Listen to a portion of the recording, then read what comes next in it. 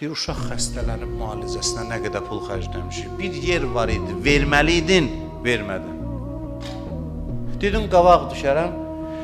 Orada verəcəydin, həm qəlbin şad olacaqdı, həm ruzusu əvəzində artıqlaması ilə gələcəkdi, hər şey qaydasında olacaqdı. Vermədin, buradan çıxır.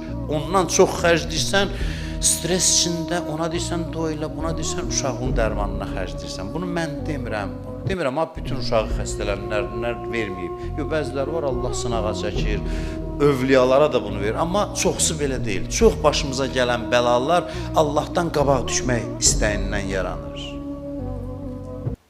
Peyğəmbər deyir, azan veriləndə biz onu tanımırdıq, o da bizi tanımırdı. Namaz çox mühümdür. Deyir ki, namazı ki, gec qıldın, namaz bəddua edir. Deyir, zəyyətəni, zəyyəkəllah. Məni zay elədin, Allah səni zay eləsin. Namaz dilə gəlir. Vaxtında gözəl qıldın, deyir, kərrəmtəni, kərrəməkəllah. Məni əziz tutdun, Allah səni əziz eləsin. Bizim rəqabətlərimiz, bizim yersiz davalarımız, hamısı Allaha inanmamağımızdır. Mən bilirəm, bu işi başqası məndən yaxşı görər. O işi ona tapşırmamışamsa, deməli Allaha inanmamışam. Musa Peyğəmbərə deyir, get Fironun yanına, Ulul Əzm Peyğəmbərdir. Deyir ki, mən düzdür Ulul Əzm Peyğəmbərəm. Amma Harunu mənə şərik elə işimə. O va əfsəhu minni. O məndən daha yaxşı danışır.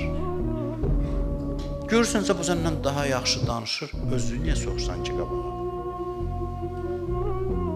Bunlar hamısı ondandır ki, sən inanmamısan, iman gətirməmsən.